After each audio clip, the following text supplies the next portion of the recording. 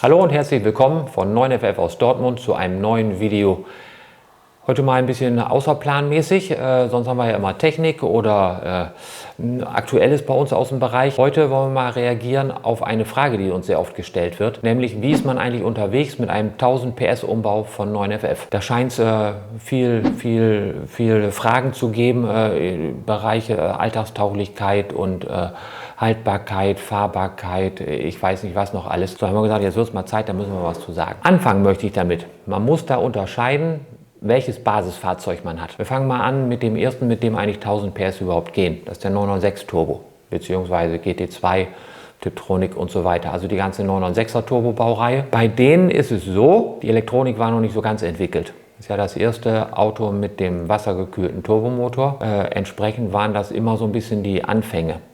Die Elektronik arbeitet mit einem Luftmassenmesser für 2 Zylinderbänke oder für 2 Turbolader, was schon mal ungleiche Ansaugwege zur Folge hat und zum Teil auch sehr lange. Der Luftfilterkasten ist ziemlich klein und diverses anderes. Ich will damit sagen, die Fahrbarkeit ist etwas eingeschränkt gegenüber einem ganz normalen Serienauto, weil die Elektronik es einfach nicht schafft, bei einer Leistungsverzweieinhalbfachung entsprechend alles nachzuregeln. Also die Luftmassenerfassung mit einem Luftmassenmesser ist gar nicht möglich, weil der Original hat, glaube ich, ein Indoor-Messer von 80 mm. Wenn ich mir überlege, ich brauche die 2,5-fache Fläche, weil ich eben auch so groß bin, dann ist der so groß vom Durchmesser, dass die Messungenauigkeit unglaublich groß wird. Also müssen wir das gute Stück ausprogrammieren. Wenn die Elektronik aber basismäßig auf ein Luftmassenmesser ausgelegt ist und darüber die Benzinmenge und das Gemisch und alles Mögliche berechnet und man programmiert den raus, weil anders geht es einfach nicht, kann man sich überlegen, dass natürlich Gemischanpassung, Verbrauch, Geschwindigkeit in der Berechnung der Elektronik etwas langsamer ist. Und deshalb ist speziell Bereich Komfort, also langsames Fahren, wo es sehr feinfühlig ist, das Ganze, ist da etwas eingeschränkt. Auto hat einen höheren Leerlauf, er ist beim Anfahren vielleicht etwas komplizierter. Hat trotzdem die volle Leistung. Im Volllastbereich ist das alles eher nicht entscheidend. Da braucht man sowieso ein sehr fettes Gemisch und die Leistung ist also immer da. In der Teillast auf der Autobahn merke ich davon auch nichts, aber ganz langsames Fahren sicherlich etwas eingeschränkt. Sieht ganz anders aus beim 997 Turbo. Der ist ja eine Generation weiter. Bei dem bieten wir auch 1000 PS und auch noch größere Sachen an, 1200 und 1400 für den Straßenbetrieb. Der fährt schon original mit 2 Luftmassenmessern. Also einer pro Seite, einer pro Turbolader, einer pro Bank. Bei denen geht es, da können wir auch 1000 PS mit Luftmassenmesser fahren. Also brauchen wir in der Elektronik nicht so viel rumzustricken, damit das funktioniert. Entsprechend merkt man da bei einem 1000 PS Motor, abgesehen von etwas schärferen Nockenwellen, die vielleicht im Leerlauf ein ganz klein bisschen unrunder sind, merkt man davon gar nichts. Da kann ich im 6. Gang bei 1000 Umdrehungen auf der Landstraße fahren oder durch die Stadt. Da kann ich ab 1200 Umdrehungen ruckfrei mit Vollgas beschleunigen. Der hat einen Leerlauf von 700 Umdrehungen wie das Serienauto oder 740, um es genau zu sagen. Der ist wie ein Serienauto. Noch besser wird es, wenn ich in Bereichen 991, 992. Da ist alles nochmal wieder anders. Die modernen Autos haben gar kein Luftmassenmesser mehr. Die berechnen alles durch diverse Kennfelder und Verknüpfungen noch viel schneller und haben deshalb das Problem überhaupt gar nicht.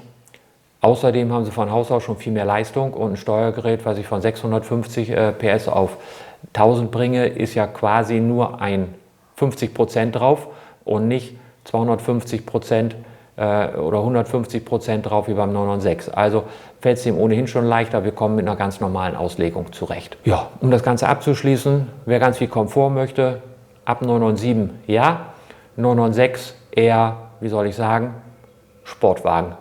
Sportwagen wie ein alter Ferrari, ein Auto ohne Macken ist kein richtiges Auto, das ist ein 996 mit 1000 PS. Haltbarkeit. Haltbarkeit ist im Prinzip bei allen das Gleiche. Die ersten beiden, 996 und 997, sind ja beide basiert auf dem Metzger-Motor, also auf dem alten luftgekühlten, der bekannt dafür ist, dass er der stabilste Motor ist, den Porsche überhaupt je gebaut hat. Vielleicht einer der stabilsten Motoren überhaupt aller Zeiten. Begründet durch einen ganz komplizierten Aufbau. Deshalb hat Porsche ihn dann ja auch irgendwann aus dem Programm genommen, weil er einfach in der Herstellung zu kompliziert und auch viel zu teuer ist. Und wirtschaftlich muss jedes Unternehmen ja laufen. Und wenn für 650 PS eben ein etwas geringerer technischer Aufwand reicht, dann macht ein Hersteller das natürlich auch. Man könnte sagen sogar, dass der Metzger-Motor eigentlich deutlich überdimensioniert war in vielen Bereichen. Deshalb ist das aber auch schön für uns. Wir können da ganz große Leistungssteigerungen anbieten auf dieser Basis 996, 997. Und weil der Motor an sich schon so stabil ist, können wir durch unsere Verstärkungsmaßnahmen das Ganze eben noch stabiler bauen und haben dann mit 1000 PS überhaupt gar keine Probleme. haben auch mit 1200 oder 1400 PS keine Probleme.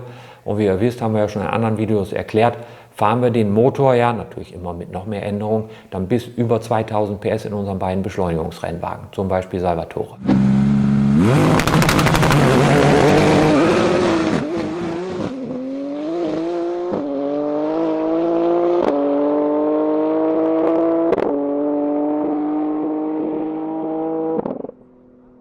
Beim 991 und 992 kommt eine ganz neue Motorengeneration ins Spiel, der MA1 und Nachfolgermotor, die deutlich einfacher aufgebaut sind, die aber zum Glück, Porsche macht das ja, zu unserem Glück, baut einfach sehr stabile Motoren, was uns dann natürlich auch wiederum die Möglichkeit gibt, dass wir da ordentliche Leistungssteigerungen mitmachen können. Und beim 991 und 992 ist es so, dass wir also, ohne dass wir den Motor aufmachen, müssen wir beim Metzger ja schon relativ früh, um Leistung zu machen, so ab 700, 750 PS müssen wir ihn aufmachen, um ihn zu verstärken, um dann haltbar zu kriegen. Ist es eben beim 991, 992 so, dass wir bis 900 PS mit Originalmotor, Originalgetriebe, Originalkupplung, Originalsteuergerät, mit Umprogrammierung natürlich, fahren können. Wir brauchen für 900 PS Umbau nicht mal den Motor oder das Getriebe auszubauen. Wir bauen also nur die Peripherie, alles was ringsrum ist, Lader, Krümmer und so weiter um auf die Leistung zu kommen. Deshalb sind die auch sehr begehrt. Ähnlich ist es beim 1000 PS Motor. Beim 992 kommen wir sogar auf die 1000 PS, ohne den Motor aufzumachen und ohne ihn auszubauen. Beim 991 müssen wir dann doch leider dran. Der hat etwas längere Pleuel und langes Pleuel ist immer ein bisschen mehr knick- und schwingungsgefährdet, deshalb müssen wir da dran. Aber der Umbau hält sich in Grenzen. Der Motor ist zum Glück sehr stabil. 991 genau wie 992. Über 1000 PS wird es ein bisschen kompliziert. Zylinderkopfabdichtung, großes Thema. Haltbarkeit, Zylinderlaufbahnen, speziell im 991, weil die sind Alusil, die haben noch keine extrem Hartbeschichtung, so wie beim 992, die was ähnliches wie Nicasil da drauf haben, also eine unglaublich harte Schicht drauf, auf der Kolben dann natürlich besser läuft und reibungsärmer und verschleißärmer als auf einer Alusilbeschichtung oder vielmehr auf einem Alusilzylinder, der vergleichsweise weich ist von der Oberfläche. Auch wenn er dann ganz speziell bearbeitet und gehont und geätzt und alles Mögliche wird. Trotzdem ist der 991 da etwas verschleißanfälliger. Man muss aber nur sagen, anfälliger. Es ist unter dem, wo wir sagen, das ist irgendwie kritisch oder das geht nicht. Die Motoren sind 900 PS dauerstandfest. Also ich sag mal, bei normaler Fahrweise und normalem Gebrauch auf der Autobahn schnell fahren, sonst fahren wie ein normaler Mensch, ohne dass man ständig angehalten wird, fährt so ein Motor auch 100.000 Kilometer. So. Haltbarkeit. Was wollen wir noch wissen zu dem Thema? Das sind ja, ich glaube, die beiden entscheidenden Themen. Haltbarkeit und wie fährt sich das Ganze? Einen Vorschlag kann man eigentlich nicht machen. Ich hatte es eben schon mal gesagt, im Prinzip ist es im Gusto des Fahrers. Möchte der ein komfortables Auto haben, was jeden Tag ganz easy fährt, was unauffällig ist, manchmal auch vielleicht ein bisschen unaufregend, dass man mit dem 991 und 992 bestens bedient. Auch mit 1000 PS, fährt sich in der Teillast und im Leerlauf genau wie jedes andere Serienauto auch überhaupt gar keine Unterschiede. Also man merkt den Unterschied der hohen Leistung nur beim Beschleunigen, ansonsten überhaupt gar nicht. Und wenn ich sage überhaupt gar nicht, meine ich das auch genauso beim Verbrauch. Alles was Teillast ist und in dem Bereich, was das Serienauto auch macht, bis 650 PS, ist der Verbrauch eher geringer als höher, weil wir fahren mit einem effizienteren Motorprogramm, mit einer Einstellung mit mehr Zündwinkel, was das Ganze effizienter macht. Wir haben weniger Abgasgegendruck in der Auspuffanlage und im Krümmer, können also die Eigendynamik des Gases viel besser ausnutzen, kriegen eine bessere Füllung hin, brauchen insgesamt weniger Kraftstoff, um den gleichen Vortrieb zu erzeugen. Beim 997 ganz ähnlich. Beim 996 leider doch deutlich höherer Verbrauch, aufgrund kein HFM mehr, das Gemisch ist immer etwas fetter, sicherheitshalber, weil zu mager wäre ganz schlecht für den Motor. Deshalb müssen wir aus Sicherheitsgründen den ein bisschen fetter einstellen. Verbrauch bei gleichmäßiger Fahrweise, ich sag mal zwischen 150 und 160, normales Reisetempo, Autobahn, im normalen Autoverkehr, wenn was los ist auf der Autobahn. Für manche ist es ja auch 250 oder 300 Reisetempo. Ich sag mal normales Reisetempo, 12 bis 15 Liter beim 996. Beim 997 um die 12 Liter, 991, 992, 10, 11 Liter. Mehr mit Sicherheit nicht. Hochdruckeinspritzung, Direkteinspritzung ist deutlich verbrauchseffizienter. Das heißt, man verbraucht weniger bei gleicher Leistung. Ja, Ölverbrauch, kann ich gleich noch was zu sagen, wo wir gerade bei den Verbräuchen sind. Ölverbrauch eher gering, weil, und eher auf Serienniveau. Vielleicht minimal drüber, weil bei vollem Ladedruck hat man natürlich etwas mehr. Der Fachmann kennt den Begriff Blow-by am Kolben vorbei.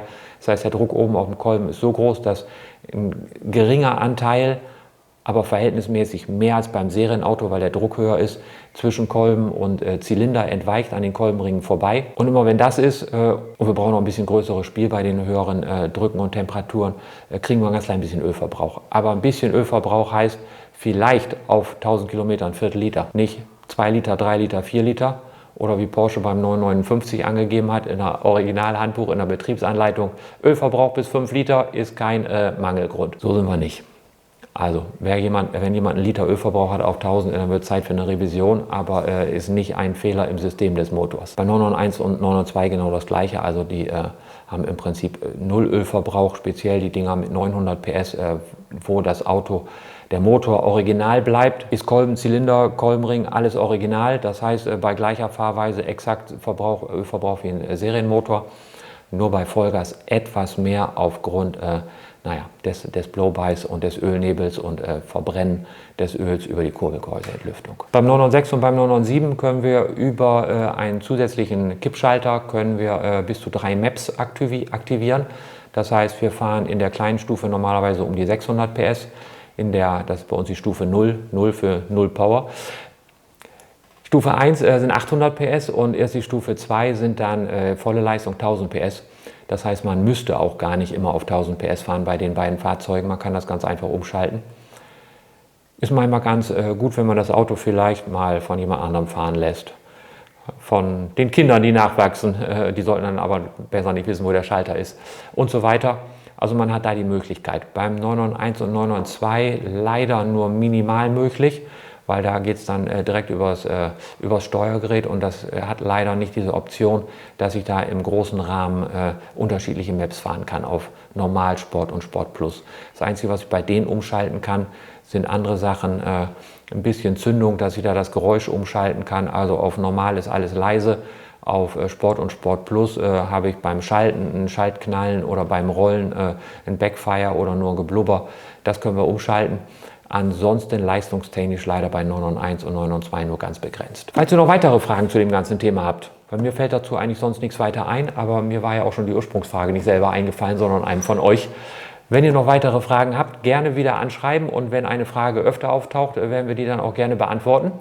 Denn in einem Monat haben wir wieder Fragen und Antworten, Q&A, mit Jannis zusammen. Wieder wir beide, wie bekannt, rechts neben mir auf unseren beiden Stühlen. Freue mich schon drauf. Da brauchen wir natürlich noch viele Fragen.